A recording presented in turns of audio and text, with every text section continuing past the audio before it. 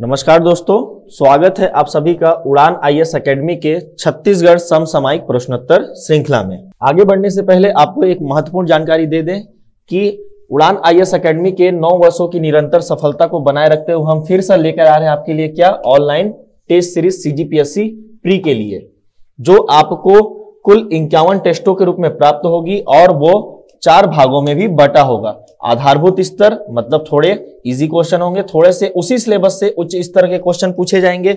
आपकी और अच्छे तैयारी के लिए भाग 3 भी होगा, उसके तहत क्या होगा, संपूर्ण सिलेबस का एक अलग से 10 टेस्ट सीरीज लिया जाएगा और भाग 4 में आपका होगा मेगा टेस्ट सीरीज, जो कि कुल 10 टेस्ट होंगे। उसमें पूरी श्रृंखला में आपसे 5100 प्रश्न पूछे जाएंगे और सबसे खास बात यह है कि इन सभी 5100 प्रश्न का आपको जो उत्तर मिलेगा वो वीडियो एक्सप्लेनेशन के माध्यम से दिया जाएगा। अधिक जानकारी के लिए आप हमारे दूरभाष नंबर पर संपर्क कर सकते हैं और साथ ही वेबसाइट पर लॉगिन कर सकते हैं। दोस्तों, इंतजार की घड़ी हुई खत्म।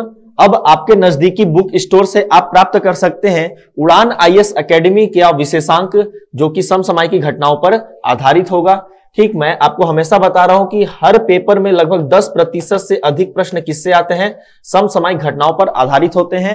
तो आप सभी इसका अधिक से अधिक लाभ उठाएं, अपने नजदीकी बुक स्टोर पर जाएं और इसे जल्द से जल्द प्राप्त करें। छत्तीसगढ़ राज्य वन सेवा के संयुक्त परीक्षा को ध्यान में रखते हुए उड़ान आईएएस एकेडमी इस बार आप लोग के लिए लेकर आया है ऑब्जेक्टिव क्वेश्चन बैंक। ये बुक आपके नजदीकी बुक शॉप पर जल्द ही क्या होगा, उपलब्ध होगा। आज की कड़ी का पहला प्रश्न है, डायल 112 के तहत कौन कौन सी सुविधा प्रदान की जाती है। ठीक है, what facilities are provided under dial 112। कूट के रूप में है ये प्रश्न। पहला कूट इसमें है एम्बुलेंस सेवा, ठीक, दूसरा है पुलिस सेवा, तीसरा है फायर ब्रिगेड और चौथा है कृषि की समस्या से संबंधित। ठीक, ये 3 तो हम सभी जानते हैं कि पहले एम्बुलेंस सेवा हमको कितने पर मिलती थी, 108 पे मिल जाती थी। 100 पर पहले क्या मिलता था, हमें पुलिस सेवा मिलता था और 101 पर हमें फायर ब्रिगेड की समस्या का समाधान मिल जाता था। अब छत्तीसगढ़ की सरकार ने कृषि समस्या को भी सुनने के लिए डायल 11 पर सुविधा जारी कर दी है। इसके तहत अब क्या हो जाएगा, ये चारों की चारों सेवाएं किसमें उपलब्ध हो जाएंगी, डायल 11 में आपके पास होंगी। ठीक, इसके लिए एक आदर्श वाक्य भी है, कौन सा है, सभी जानते हो, 1 नंबर सब्बोबर। ठीक है, तो अब हम ऑप्शन की ओर चलते हैं। हमारा ऑप्शन नंबर डी क्या हो जाएगा, इसका उत्तर हो जाएगा ऑल इंक्लूडेड, इसमें सभी शामिल हैं। ठीक, इसमें ऐसा नहीं है कि महतारी वाला शामिल नहीं है, हम इस क्वेश्चन को केवल इस कूट के आधार पर देख रहे हैं ना, इसमें बहुत सी सारी सेवाएं क्या है, संचालित की जा रही है। आज का हमारा दूसरा प्रश्न है, बिरकोना निवेश क्षेत्र किस जिले में स्थित है। बिरकोना निवेश क्षेत्र किस जिले में स्थित है। In which district is the Birkona investment region located. ठीक, पहला ऑप्शन हमारा है रायपुर, दूसरा ऑप्शन है महासमुंद, तीसरा है बिलासपुर और चौथा है कबीर धाम। ठीक, तो आप सभी इसका सोच रहे होंगे कि इसमें रायपुर, महासमुंद या बिलासपुर आ सकता है। जी नहीं, इसका उत्तर क्या है, कबीर धाम है। ठीक, हम भली भांति जानते हैं कि रायपुर में एक औद्योगिक क्षेत्र है जिसका नाम है बरतोरी। ठीक, महासमुंद में एक औद्योगिक क्षेत्र है जिसका नाम है बिरकोनी, बिलासपुर में एक औद्योगिक क्षेत्र का नाम है जिसका नाम है दागोरी। ठीक, तो ये सभी औद्योगिक क्षेत्र हैं जो कि इन जगहों पर क्या है, लोकेटेड है। ठीक, प्रश्न था बिरकोना निवेश क्षेत्र। ठीक, बिरकोना एक जगह का नाम है, ग्रामीण क्षेत्र का नाम है, वहां निवेश क्षेत्र बनाया जा रहा है। ठीक है, ये कोई औद्योगिक क्षेत्र नहीं है, नाम में कंफ्यूजन मत रखिएगा। बिरकोना नाम है जो कि कहां पाया जाएगा, आपका कबीरधाम जिले में लोकेटेड होगा।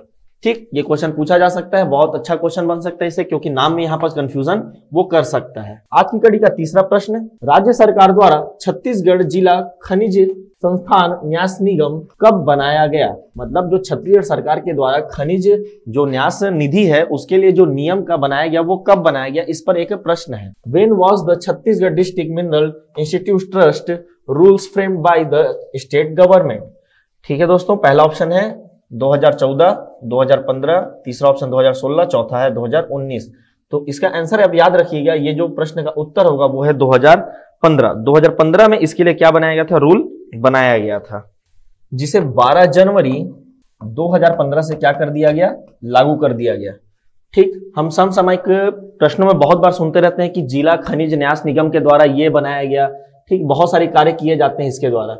ठीक, होता क्या है कि किसी जिले में जब खनिज का उत्पत्ति होते हैं या फिर वहां से खनिज निकलता है तो उस जिले में एक जिला खनिज न्यास निगम बना दिया जाता है। उस जिले से निकलने वाले खनिज से जितना भी रॉयल्टी या फिर कुछ एक्स्ट्रा पैसा जो प्राप्त होता है उसे हम इसी जिले के, ठीक है, कल्याण के लिए क्या करते हैं, खर्च करते हैं। याद रखिएगा, इसी जिले पर उसका खर्च किया जाता है।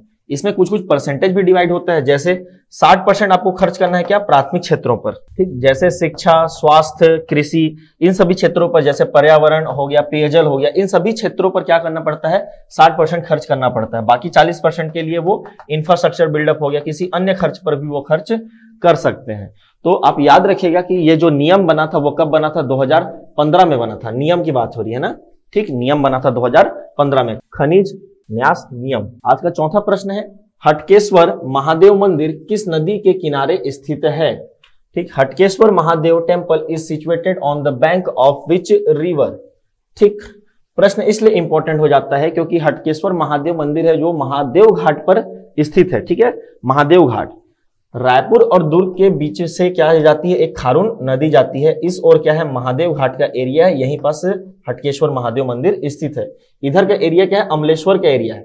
इन दोनों के बीच में क्या बन रहा है, एक पुल बन रहा है। एनीकट भी इन दोनों के साइड में इधर इधर एनीकट है, यहाँ पास लक्ष्मण जोड़ा भी है और एक पुल का निर्माण हो रहा है।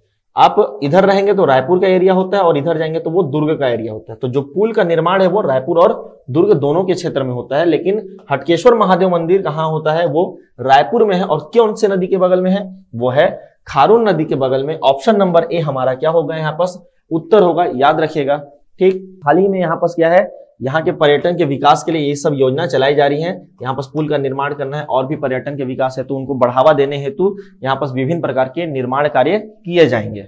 आज का हमारा पांचवा प्रश्न है, छत्तीसगढ़ में जवाहर नवोदय विद्यालय किस संभाग कार्यालय के तहत संचालित है?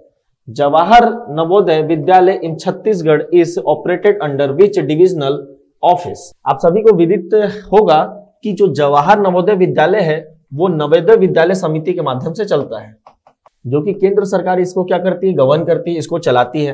अब इसके संचालन के लिए, अच्छा, इसका उद्देश्य ये है कि जो भारत है उसके सभी जिले में एटलीस्ट एक जवाहर नवोदय विद्यालय तो अवश्य रूप से हो। जैसे अभी 661 जिलों में क्या है, ये जवाहर नवोदय विद्यालय संचालित है।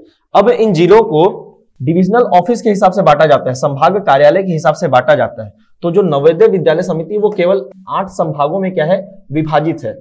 ठीक, कौन कौन से 8 हो सकते हैं, भोपाल हो गया, पूना हो गया, शिलोंग है, चंडीगढ़ है, हैदराबाद है, जयपुर है, लखनऊ है और पटना है। ठीक, तो पटना भी हो सकता है, हैदराबाद भी हो सकता है और भोपाल। रायपुर में तो कोई डिविजनल ऑफिस है ही नहीं, तो ये ऑप्शन तो पहले ही हट गया हमारा।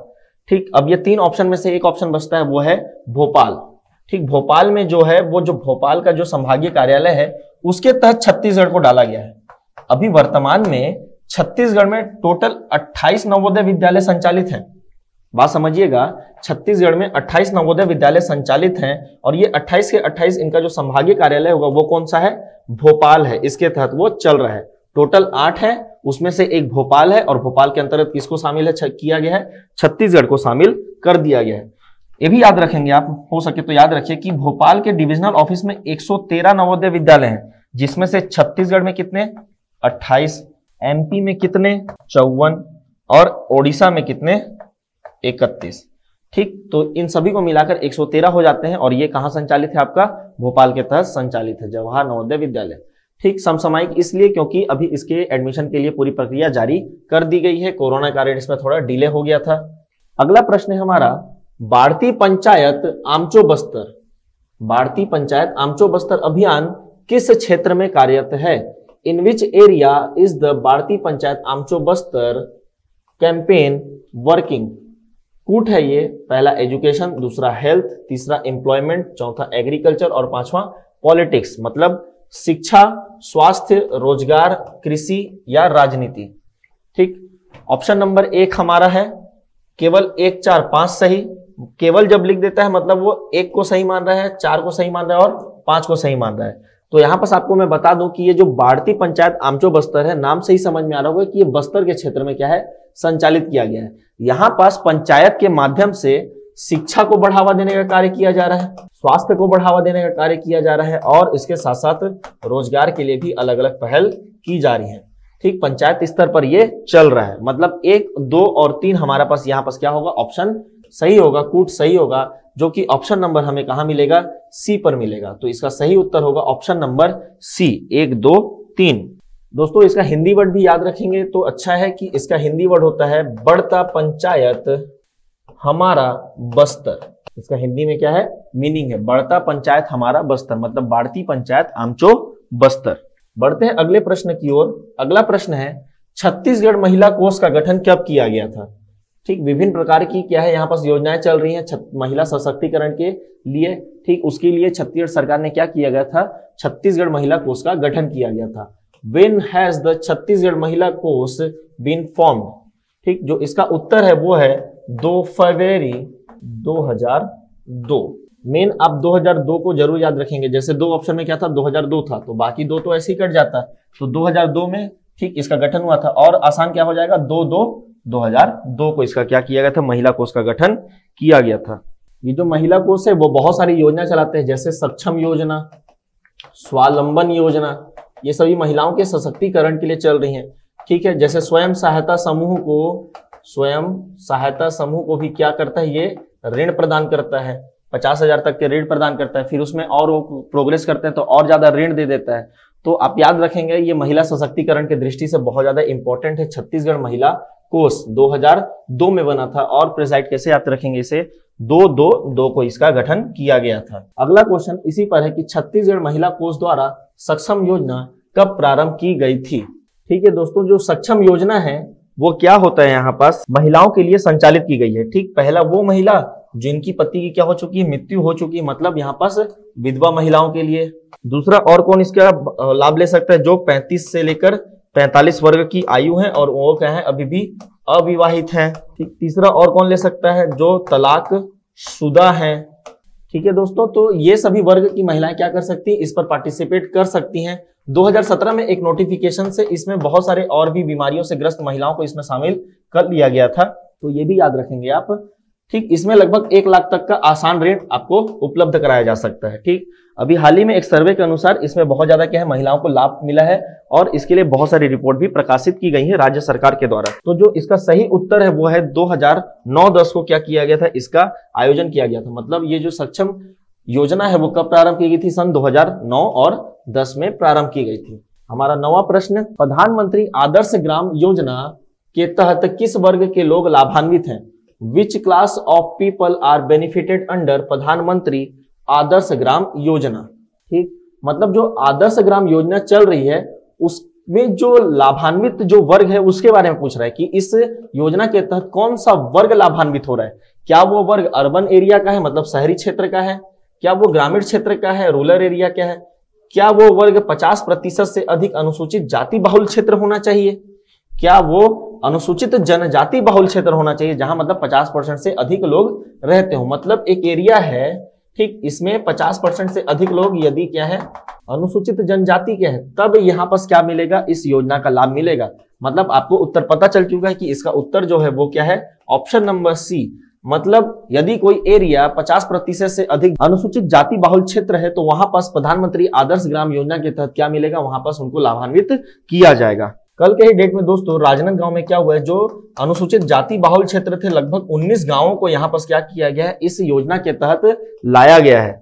ठीक, तो याद रखिएगा यहाँ पास क्या होगा, अधोसंरचना का निर्माण होगा, आदर्श ग्राम बनेगा। जो फैसिलिटी शहर में मिलती हैं वो गांव में भी आपको मिलेंगी, जैसे अच्छी सड़कें, पेयजल का हो गया, स्वास्थ्य सुविधा हो गई, शिक्षा हो गया, ठीक, 24 घंटे लाइट हो गया, ये सभी सुविधाएं आपको वहां पास उपलब्ध कराई जाएंगी। इसलिए ये इंपॉर्टेंट योजना हो जाता है। ठीक है, याद रखिएगा ये किस वर्ग के लिए है, ये जब 50% से अधिक हो जाता है उस क्षेत्र में, क्या, अनुसूचित जाति का, ठीक, बाहुल क्षेत्र के लिए। आज का हमारा अंतिम प्रश्न है, छत्तीसगढ़ी शब्द पगरैत का हिंदी अर्थ होता है। The word Chhattisgarhi has the Hindi meaning of pagrait. मतलब पगरैत का आपको हिंदी बताना है। ठीक, आप इसको कहां करेंगे आंसर, कमेंट बॉक्स में। क्वेश्चन पूछने का अब मैं रीजन बता दूं कि 28 नवंबर को क्या था, हमारा राजभाषा दिवस था। ठीक, इस दिन हमने राजभाषा दिवस मनाया था, तो इसी में इस शब्द का प्रयोग किया गया है। जब इसका पोस्टर रिलीज किया गया था तो इसमें इस शब्द का प्रयोग किया गया है, इसलिए ये शब्द क्या है, इंपॉर्टेंट हो जाता है हमारे लिए। यह एक प्रशासनिक शब्द भी है, आम बोलचाल की भाषा में भी इसका प्रयोग किया जाता है। ठीक, पहला ऑप्शन हमारा अभिभावक है, दूसरा पहुना है, तीसरा फैला हुआ और चौथा छाया हुआ। ठीक, आप इसे कहां अटेम्प्ट करेंगे? कमेंट बॉक्स में अटेम्प्ट करेंगे। बहुत इंपॉर्टेंट क्वेश्चन इस बार के लिए। तो दोस्तों, समसामयिक प्रश्नोत्तर श्रृंखला की आज की कड़ी का ये रहा आंसर की। आशा करता हूं कि आप सभी को यह श्रृंखला बहुत अधिक पसंद आया होगा। पसंद आने पर इसे लाइक करें, कमेंट करें, यूट्यूब चैनल को सब्सक्राइब करें और इसे अपने दोस्तों के साथ, सहपाठियों के साथ जो कि छत्तीसगढ़ के विभिन्न परीक्षाओं की तैयारी कर रहे हैं, उनके साथ इसे अवश्य शेयर करें ताकि हमारी इस पहल का अधिक से अधिक लोगों तक क्या हो सके, लाभ मिल सके। मिलते हैं दोस्तों आपसे कल की कड़ी में, तब तक के लिए जय जोहार, जय छत्तीसगढ़।